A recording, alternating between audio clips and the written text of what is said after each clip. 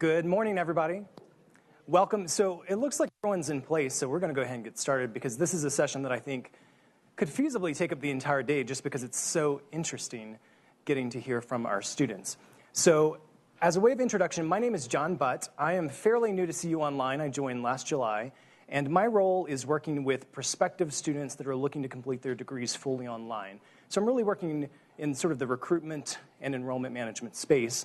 And it's an honor to host this panel because I'm getting to work with some of our own CU Denver students. So they're the main event, so we're going to get right to it. So with all of our students that are here today, I asked them to send me just a quick bio. I asked some specific questions, and I also asked them what makes your experience unique here at CU Denver, because we know that our students are incredibly diverse. They're coming to us from all sorts of different backgrounds, and I really wanted to highlight that in their answers and in their background. So without further ado, our first student, as of Saturday, is a CU Denver alumna, which is very exciting. This is Reem Hamodi. She graduated with her undergraduate degree in psychology. Her experience is very unique because when she first arrived in the U.S. from Iraq, she had never used a computer before, and there were no services back home for the blind. So she says that in addition to that, when she arrived, her English skills were not developed. But she's a very proactive person, and she says that she really loves the learning environment here at CU Denver. She's always contacting professors in advance in order to be prepared before semester starts, and she graduated with a very high GPA. So I asked her, what are some of your future goals? And her dream is to become an advocate for people with disabilities and to pursue additional higher education. So welcome, Reem.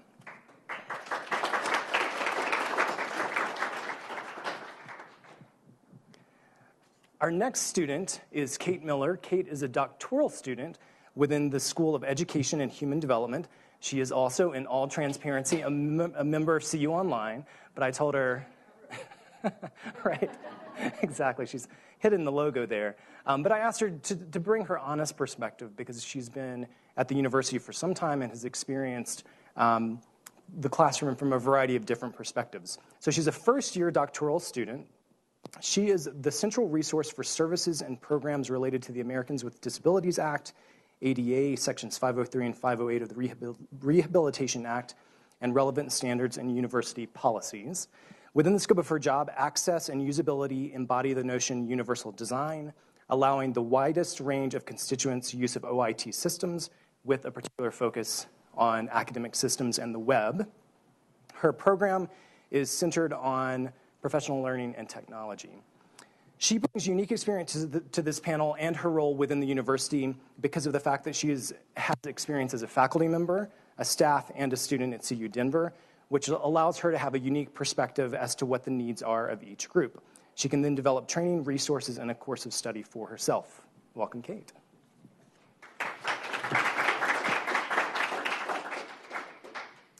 Next up, we have Leah Porter. Leah is a junior at CU Denver, majoring in business management and human resource. Leah was raised in Malaysia and has lived in Israel, Singapore, the Czech Republic, and Puerto Rico. She is a non-traditional student and transferred to CU Denver in fall 2017 after she earned her associate's degree in business administration from Arapahoe Community College. As I mentioned, she's pursuing her bachelor's degree in business management and human resources and plans to go on and earn a master's degree in public administration. Leah says that she believes that everyone deserves a second chance, and she aspires to pursue a career in higher education to help others. She strives to be a role model to her daughters and peers, and she is scheduled to graduate May 2019. Welcome, Leah.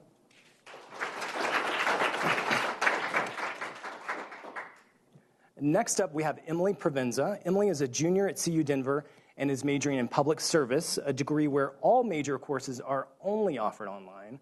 So that's something to keep in mind. And she's minoring in international studies. Emily feels that the individuals she's met and the opportunities she has had through CU Denver have been instrumental in providing her with a unique and rewarding college experience. She will be interning this summer with the State Department, and more specifically, the London Embassy.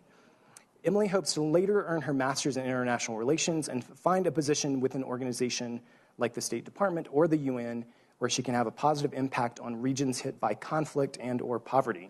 Welcome, Emily.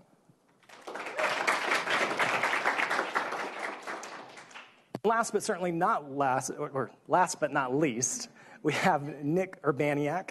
Nick is a senior and is a transfer student who has switched majors 3 times. He takes both in-person and online courses and has averaged 18 credits a semester since enrolling at CU Denver. He's taking 12 this summer, so he's a bit of a sucker for punishment, but that's okay.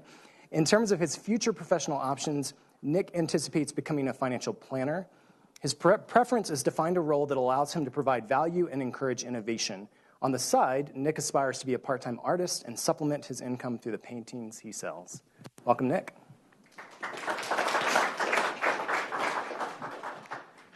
So at this point in time, we're going to jump right into questions for our panelists. And what I've done is I've tried to essentially collate a list of questions that I think all of us would be interested in hearing.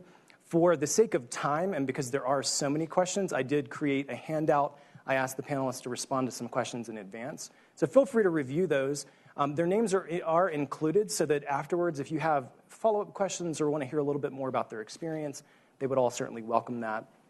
At 11:05, my alarm is going to go off. That means that we'll have 10 minutes for your questions.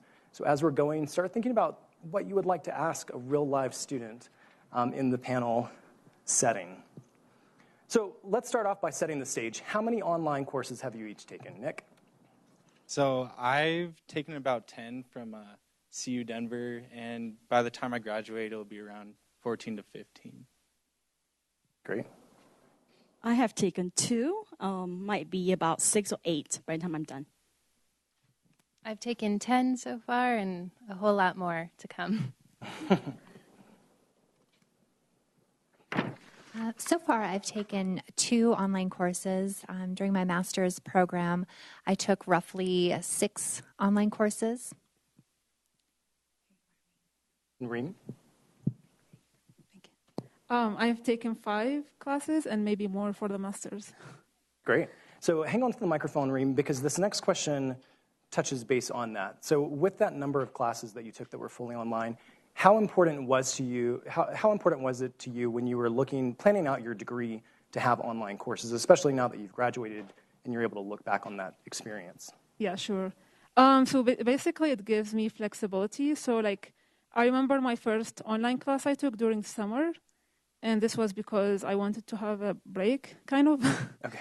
So it was more flexible, and also the campus is so big, so I just wanted to have, work from home. And the next semester I took it because there were some classes that were offered online. So I found because I tried it during summer, and I found that it worked for me. And then I had an internship the following semester, so I decided to take 2 more online classes because it gave me more flexibility. And so I feel it's a good learning environment to take online classes. And it also allows you to do more things sometimes if you have a job or, if you want to do something else. So were your classes, were they part of your degree? Were they all psychology classes, or were you taking online courses across the curriculum? Some of them were electives and some of them were related to psychology. Okay, great. Yeah. Let's pass the microphone down to Nick. So you mentioned 10 classes with probably finishing at 14. So how important were online classes to you? They're very important to me just because I have to fill up my schedule every semester to get done in the time amount I set forth. And so along with that and traveling twice a month, it really comes in handy to be able to do all my work on my laptop and not bring all my books when I'm traveling and stuff like that. So Nick, follow-up question there then. Were you intentional about taking online classes? So did you go into the fall semester saying, I want to take 2 online classes, or was it more, it's the only thing that's being offered, I have to take it? Yeah, I took them on purpose. Okay. Just because I like to keep a busy weekend and fill up my time that way. So okay. They were options that were only offered online, so it was kind of forced, but I didn't mind it at all, and I took them on purpose because I find them helpful to complete in my own time. Perfect. And I'll direct you in your handout to Nick's response, which I thought was very transparent, and I appreciated it, in terms of the advice that he would give one of his best friends about an online course. And I think something that you'll see reflected in a lot of the students' experiences is the importance of understanding that online may not be right for everyone. Some people work really well in that environment, other people don't. And so I think it's important to keep that in mind as we're answering these questions and as you think about how you're delivering to students of different backgrounds and experiences. So Leah, we'll go to you next. What do you like or dislike the most about online courses? What I like the best is the time management piece. I'm a commuter student. I live in Highlands Ranch. It took a long time for me to commute to school. I have 2 kids. I'm a single mom, first generation, non-traditional students. And in order for me to get a career later part of my life, I need to stay competitive. That means not only maintaining my 4.0 GPA, but including being active and competitive in school. And this is what I was able to achieve by taking online class.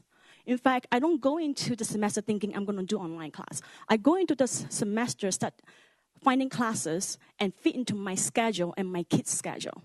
And then, in order to complete 4 classes, which for me to graduate on time in 2 years as a transfer student, I have to do some online class. So in fact, last semester, the spring, current one, I begged my associate dean, Linda Booker, the one at the end, say, please, please, please sign me up for this online class because I can only get 3 classes that will fit into my schedule. The rest means I have to come to campus more and stay later, and I have kids, and at night, I cannot leave them alone. She's 11. And my oldest one is 16, but she has a life, she's active in school, and which is what I want her to do so that she can go to the college she wants to go. So to juggle all that, the online class really helped me.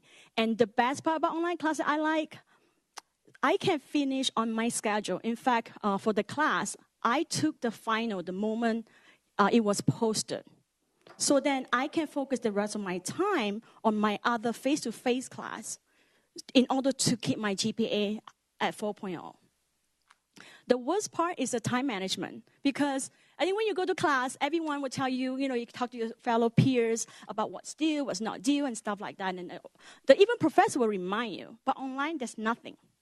You have to manage your own time. You have to know when it's due, when the work is up, and you have to put that. So the first 2 weeks was always a juggling time for me because I forgot to put in my calendar. I have to keep on referring to the syllabus, have to go online, or I print out all the copy, I have to do that.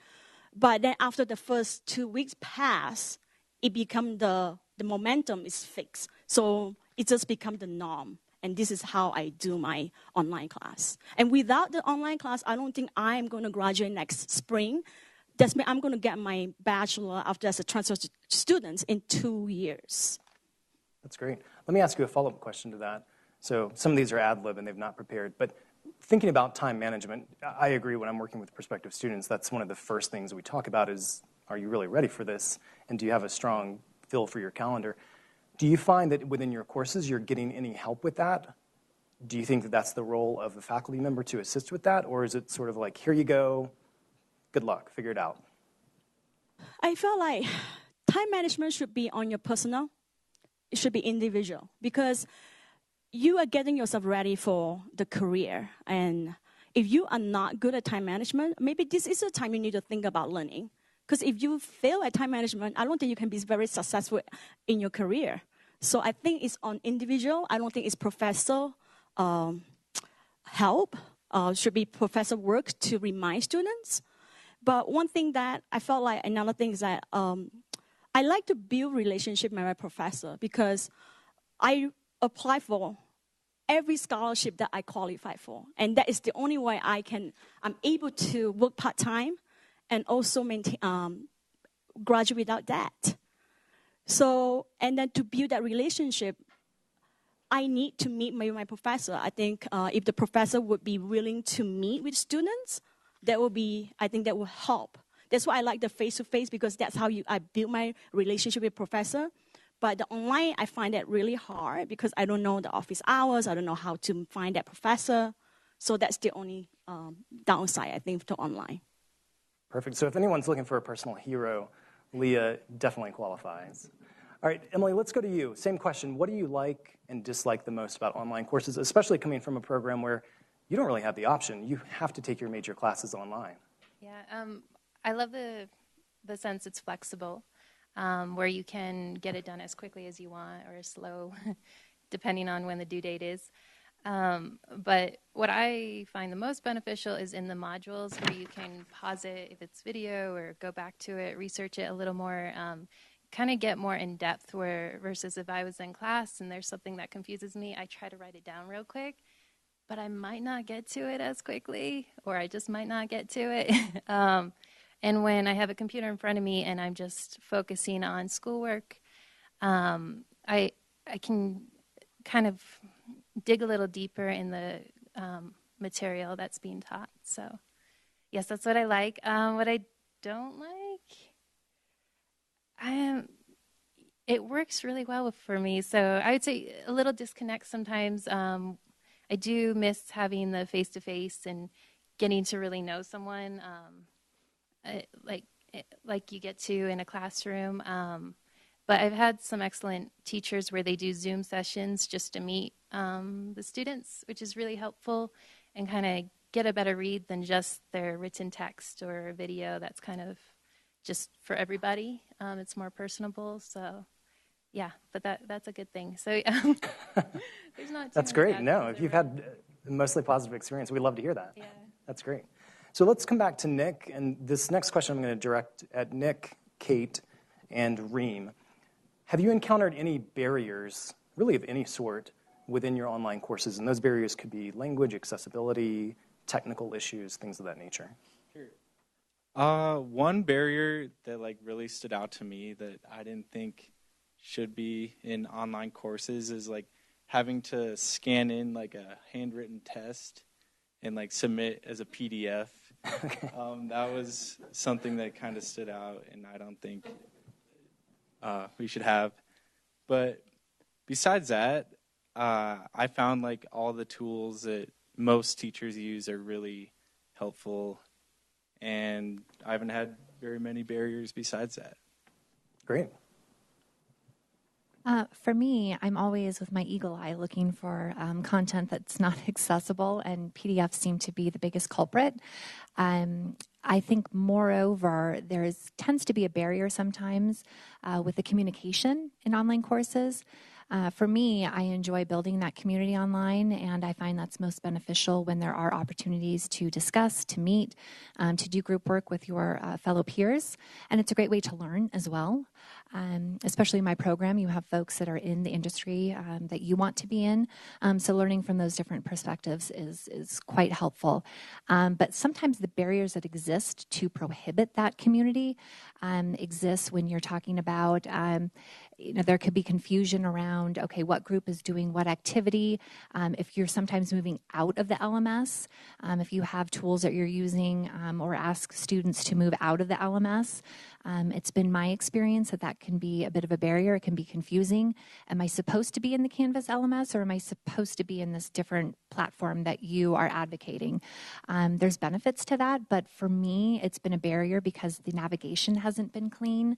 And it's a little confusing as to what I need to be accomplishing, what my peers need to be accomplishing, and then what the instructor is hoping that we accomplish. So the lines get a little crossed sometimes when it's not clear in the LMS what we are to do. And the LMS meaning Canvas. Great, thanks. Reem? So when it comes to technical issues, there are some technical issues with Canvas. One of them is accessing the inbox, which I wasn't able, I graduated and I can't use the inbox on Canvas. So this is one of the biggest concerns I have, is checking my inbox. And also, if there are PowerPoints that are embedded in the videos, these are not accessible. So listening to a video with a PowerPoint is it's not practical for blind people. What works best is having YouTube videos with a Word document of a description of if there are some pictures or even explaining what's going on the PowerPoint, because some PowerPoints aren't accessible, and also PDF files are not accessible. But yeah, other than that, I didn't encounter any challenges. Okay. Well, let me ask a follow-up question related to that then. So when you've encountered those types of accessibility issues, have you felt empowered to connect with your faculty member and make them aware that you're running into these issues? And have you received a good response in terms of them reaching back out to you?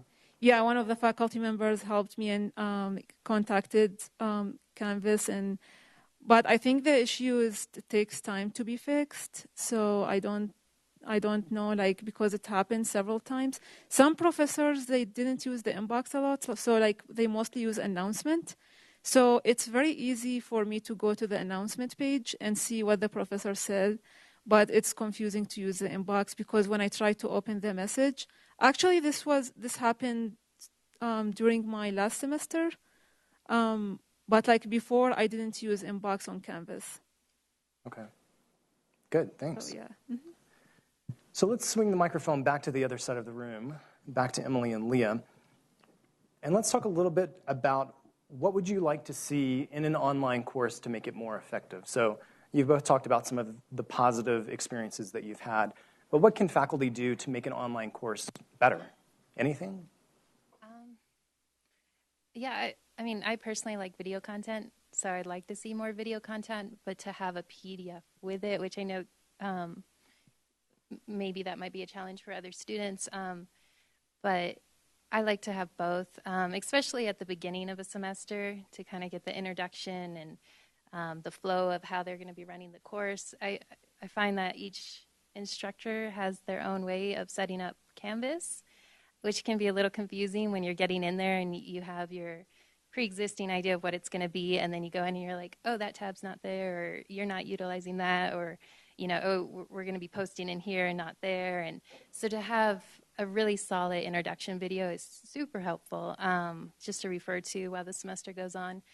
And then more video content in general is nice. But I also like to see other platforms being used. I had one teacher who utilized like Twitter or Blogger, and we kind of got to go outside of Canvas, it was kind of exciting to reach a bigger audience and also learn how to use these platforms that we might be using for our career or personal use. So, great. So when you first decided to pursue a degree that was fully online, and really maybe even going back to the first time you ever took an online course, what was your first thought? Was it excitement? Was it some trepidation? No, it was just so abnormal for me. It was just, it was a little bit of a challenge, I think. But then once you got over the initial, like, what's going on, like, I don't have someone I can just have as a resource, like, just reach out to, like, if I was in class. I think it became a lot easier. And ultimately, just, I don't know, super helpful to have all the resources there, because I realize that there's a lot I forget in class, and so I have all the material there I could refer back to. So after getting over, I think, just a weird way of approaching school, it became very helpful. So great. Leah, what would you like to see in an online course to make it more effective? Well, so far I think online is great. I've taken 2. It's very straightforward. Everything's very clear and structured, and I like that. But one thing I do miss is the human component, like, be able to know who am I taking class with, who are all these 50 other students. Because, it's just a name. There's no face, there's no introduction. So I would like to see more, maybe like the first week of class, everyone required to introduce yourself, like, just tell a little bit about yourself, who you are. And then, because after that, we have to do like collaboration side, where we've got broke into a small group where we kind of do discussion. I love that part, but not knowing who I'm working with. It's a little bit weird. It's just like, okay, you just do your part. But I love to read everyone's idea and what they're thinking. So it's better to be able to put face, to the name. So I would love to see more of that. And if the professor were able to, even tell us about themselves, like tell me, put your face up there so I can see that, oh, this is Professor James Gelage. Then I can see your face versus I just know a name. I don't know who you are. So what I'm hearing is you definitely don't like being anonymous in the online environment. That's not one of the benefits to you. Yeah, I think that's why I enjoy face-to-face. I really love going to school every day, seeing my peers, seeing my professor, being active. I'm really active in school. I'm in the student government. I founded the Transfer Student Organization. I'm in the BSAP, which is my business school advisory council for students, where the dean hosted. And also, I like to go to club meeting. I go to the Asian American Student Alliance, and a lot other more. And I like to go to hear talk and stuff like that. But if I don't have the online component, I will not be able to do all that. So, and also be able to juggle my home life. So the online component is really helpful, and I like that. But, I'm not the kind who like to just do online being anonymous. I like to know people, and I think the comfort level also, you be able to know who you're taking, because you never know if I'm ever going to work with that person in the future, right? So if we be able to get to know that person, maybe after we all graduate 5 years down the road, we saw each other in the workplace. It'd be nice to know, like, hey, we took an online class together. That's great. So just while you have the microphone, I know this may be a hard question because you've only had 2 online courses, but can you tell me about your favorite online course and instructor? And you don't have to mention names necessarily, but talk about some of those components that made that your favorite. So I only took 2. I like both of them. Very structured, very clear, and the ability to finish early. I really like that part because by April 24th or 26th, it's one of those days, I'm already done with my final because I took it early. He opened up early, and I was able to do that. So from then onwards, all I have to do is focus on my other classes because I spend my time and do that. And it's just so convenient. You don't have 4 final to do in the last week of school versus once done, now I have 3. So if I take more online classes, I can stagger that, then it will be even more convenient. So I love that part. So far, I don't have bad experience. Good. Nick, same question for you. Can you tell us a little bit about your favorite course and instructor? Sure. I had a hybrid teacher this semester. His name was Eric Rainier. He taught Finance 3000. And I found him really engaging. He had video lectures that he acted as if he was in a classroom. So he'd ask a fake question like, "Oh, who knows what gross margin is?" And he'd be like, "Oh, over here," and kind of play around with the video lecture. And so he kept it engaging that way, and then provided a lot of you could learn everything on Canvas. As well as in class. So when you're reviewing for tests, you could go through all the modules. It's not you have to rely on everything from class. So that was really helpful. And right now I'm currently taking English Core Composition 2 from Lisa Spears. And she has been really good. She's using a tool called Screencast. So she can have pretty much video lectures for every module, and she explains each assignment in detail, and so those are, I think, 2 important aspects. Great. Yeah. Kate? My favorite course was a leadership course that I took from Dr. Connie Fulmer, and the reason being she implemented a lot of personalized anecdotes in the course. She was funny. She was fun. And also she had a clear tie between the outcomes of each unit and the work that you were doing. So it didn't feel as if you were doing useless work or work that didn't necessarily mean anything to you or the career that you're looking to do. That clear linkage was important for me because it incentivized me to be a little more engaged and to want to seek out the research and the understanding from my peers as well in order to write or take an exam that was far more diverse in its viewpoint and perspective. So again, that linkage was very important to me, but also the fun component and that I could really feel her presence in the course as well. Very responsive. I sent an email and she was lickety-split in responding. But again, being clear in your syllabi as to what you will be doing in terms of communication, how frequently you will be communicating, speaks volumes to the importance that you're putting on your students' needs. So I think that pretty much sums up my experience. That's great. Reem? So I had a professor who gave lectures online, and I really found this to be very inspiring because I feel like online sometimes can be like you teach yourself instead of like having an interaction with the professor.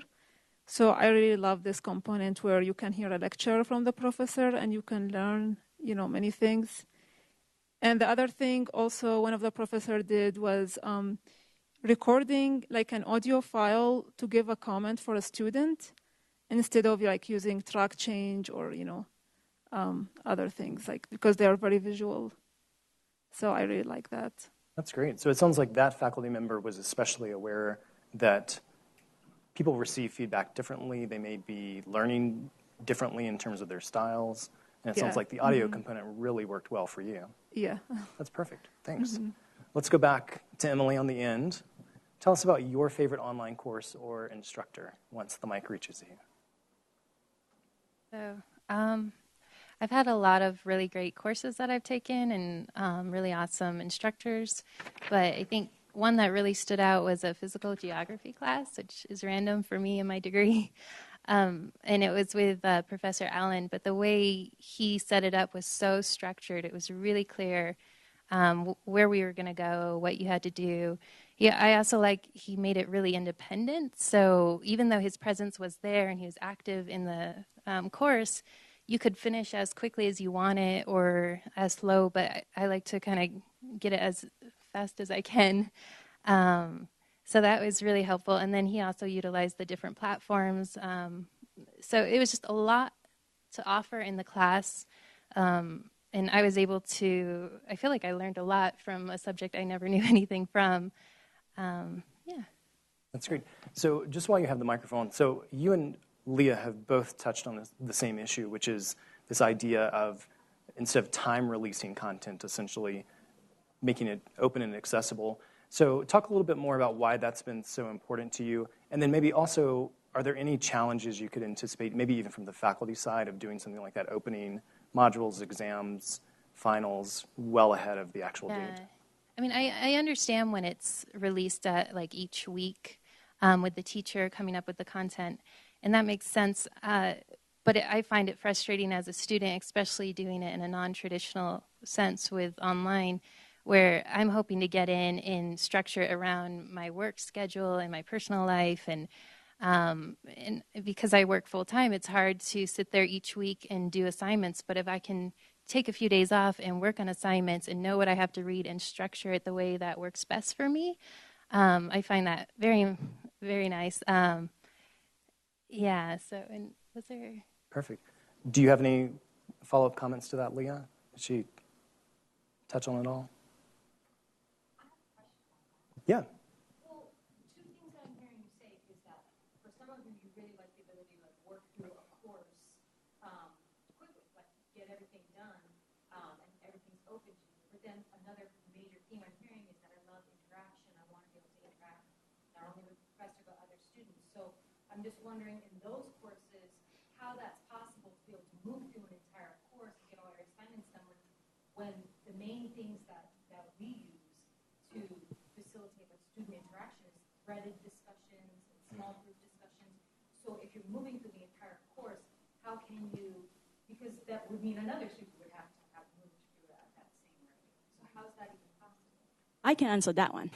So one thing, the ISMG 3000 is a good example that I love that class. So the Professor James Gillard, so there's no human connection at all because we don't know the student, don't know the professor. But one thing he did that I love, we have threaded discussion that opened 1 week before the due date. So it due on Friday where you have to submit the answer to the questions, and then it due on Sunday where you have to summarize it. So that one only opened 1 week. We do that discussion every other week. So it only opened for 1 week. But the quiz is the one that opened early. And then the final task opened early. So the threaded discussion, I have to follow his schedule. It's frustrating, but I do it. It's not, it can be done. But the quiz itself, so I was able to do every week. We have quiz every week. So some week I took 2 quiz. Some week I do none because I'm ahead. So I'm able to go on competition. So I know I compete for the business school in the diversity competition, the business ethics. So I'm able to plan ahead, do 2 or 3 quiz in 1 week, do all my quiz that weekend. So the next 2 or 3 weeks, I don't have to do the quiz, but I have to do the summary, the discussion. And yeah, it's really convenient. I love it. Well, At this point, it's really intriguing to me. How do you feel about an instructor who's trying to pace her grading? So she's releasing things so that she can kind of cluster the time that she spends grading, and maybe sometimes it's really a great thing to see a whole pool of assignments to see kind of where things stand. Would you feel frustrated if you do something early, but someone's waiting for the mass to come in and kind of make some sense of it, and so your actual grading come in maybe a little bit later? Would that be frustrating to you as a student?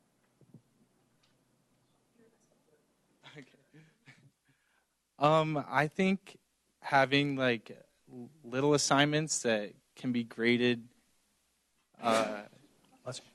relatively soon is okay, but like if you have a big project at the end, you're gonna want to know your grade going into like completing that, seeing what you have to get on it. So like as long as grades are updated before you start like a major project or something like that, I think that's okay. Yeah. But I had another comment on your question. I think having like individual assignments like separate from group projects would be important. So like you get the engagement with a group project, but you could complete all of your individual assignments that cover like fundamentals before any discussions or group work too. David? Outside of this environment, do you feel free to share ideas to your faculty about how they could improve their courses? Or do you just take it in chops and just do whatever? Yeah, I kind of move on after bad classes and kind of leave them behind. Let me reframe the question. How could we encourage students to give us feedback about our courses? Because this is great. And yeah, feel free if you have a specific comment about that, raise your hand, pass the mic along. Oh my God. I'm going to be really honest with you about that. I'm in the student government. I do student outreach every week. The fear of repercussion is very strong. So you will not hear honest feedback if it's negative. You will only hear honest feedback if it's positive. So if you want to hear really honest negative feedback, I think the culture needs to change. Things have to be more open and then also be receptive to negative feedback. Until that happens, it will not happen. Students have fear. Maybe having a contact where it's anonymous, where they can tell you how they felt without names. Even then, I know some students still have that fear. Because a lot of outreach I did, all the students say, can I not give you my name? So I have to tell them I will not pull it if you don't want your name on. And some students, because they are so angry, and that's the only one you will hear the name. But most likely, I would say 80 to 90%, no names. Sure. Say, because I've had professors who would have exercises where they exclusively request negative feedback. So that way, people are comfortable because they know what is being asked of them. Did you feel like that was a trap? No, I mean, it felt like as long as there's a lot of disclaimers and if you make someone feel comfortable about what you're asking them, and I don't know, it's just a lot of this is what I want, and I want this, and this is it would be really good for me, and it will help the next class that I design, or things like that. Like just always say how much it's going to be productive and constructive for future endeavors usually makes me more comfortable. Makes sense. Question. I have a question that's kind of off topic for what you've discussed so far. Do you have research projects to do in your classes? And if you do, what resources do you use to get the information for those research projects? I'm just curious. Well, I have the mic, so I'll address the first question about feedback really quick, and then I will get to sources for research projects. I think providing opportunities throughout your course to provide feedback to your students, from your students, is essential. So you're not just waiting for the end of the semester FCQ or course evaluation, but rather you're baking that into your course as a whole. So maybe you go through 3 weeks and then you assess how your students are doing. And much like Karima said, provide an opportunity and a social presence that provides that safe environment for your students. So you're prefacing these feedback sessions with, I want full honesty, and this may inform my future courses, and or I may change the direction of this current course, or I may not. But this is why I'm not going to change anything. This is why I appreciate your feedback, but I'm simply not going to change course for outcomes reasons. But again, providing those key points throughout the semester for feedback will be essential for your students. And then all I do are research projects. But I really utilize a lot of online journals. I have become friends with the library. I think it's still an institution that provides great resources. I follow a couple of blogs too that help inform where I want to go, what I want to do, and I think it's a little more current than maybe some of the academic journals that I look at. But that's kind of the course that I follow. And really at this level, I lean on my peers as well, my fellow colleagues that are learning, because they have insight into areas that I am interested in and or would like to learn more about. What library are you using? The Auraria Library? Yes. I'm from the Auraria Library. Oh, yay. Good. High five. That wasn't a setup. And Kate, are you using their services virtually, or are Virtually. you virtually? Virtually. Perfect. Great. I do love to peruse around. I love a library, a good library, and just smelling the books. I like to do that. It's weird, but I do it. Any other comments on research projects and resources? Ream uses the same resources, so. Perfect. What other questions do you have for our student panelists? We have about 5 more minutes, so I want to get to anything that's pressing. Yeah. I totally agree into what you're saying about getting kind of continuous feedback. What mechanism do you think is the best way to get that? Like a Zoom session, a discussion board that says feedback here, or drop me an email? Like what ways do you think work for that? Right. Well, going back to Leah's point, if you're wanting honest feedback, and there may be that fear of repercussion if you do provide that negative feedback, there is a way to anonymize surveys in Canvas. So you can definitely utilize that platform. Qualtrics also you can utilize. We have a site-wide license at CU Denver, so you can also provide that, a link, an anonymous link for your students to then provide that feedback. But if it's more a kind of a general check-in, how are things going? What do you think? I think Zoom is a great platform because it provides that face-to-face interaction, and it's possible for you to include others if it's maybe a group project. So those check-in points, I think it's imperative that you do use that virtual space such as Zoom. I've used all of those, and I've used the online anonymous survey, and my experience has been that I get very little feedback. So like 2 students do the survey, which is still valuable, but out of a class of 30, you're like maybe hoping for more. Same thing with Zoom sessions, so just always looking for ways to increase that. I have something to add to that. So if you start doing something like that, give it time. Longevity will help because student talks. We talk about who's a professor to take and stuff like that. So if we heard that the rumors came out that she just really wants to help students, really have student success in her mind, in her heart. So she just wants honest feedback. If that news came out, then you going to start seeing more because then they know that it's really honest feedback. So just give it time. Question? Yeah, I did my first online class this spring, and I had great hopes for Zoom meetings, and nobody ever showed up. So my question was, how like, for example, you were talking about Emily, about, or, how did the professor organize it so students actually came to the Zoom meeting? Well, she did a one-on-one Zoom session, so we were able to schedule it. I find the one, or she had 2 other Zoom sessions that was with the whole class, and those ones were difficult to get everyone on the same schedule. Obviously, the one-on-one works really well. I also feel like if you use like the video content in discussions, it's fragmented, but you can go back and forth with each other and kind of try to create more of a natural flow of a conversation.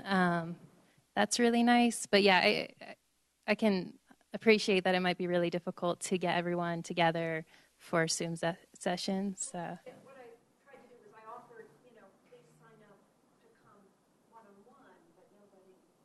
I've had some teachers do like 1 point extra credit, and that works really well.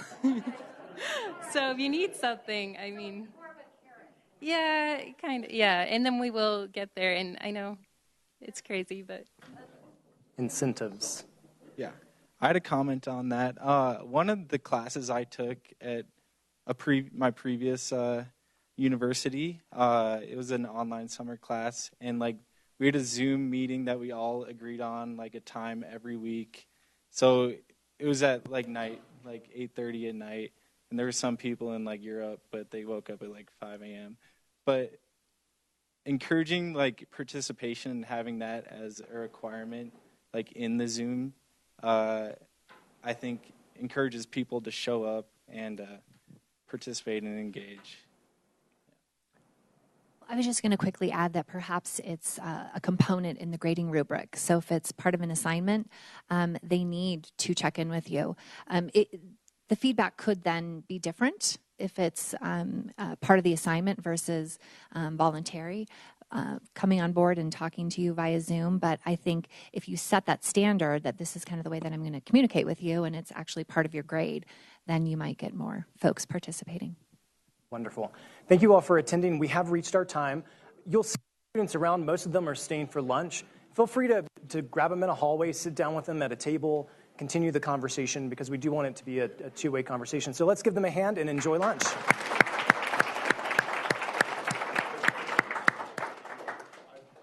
And you do have a session evaluation.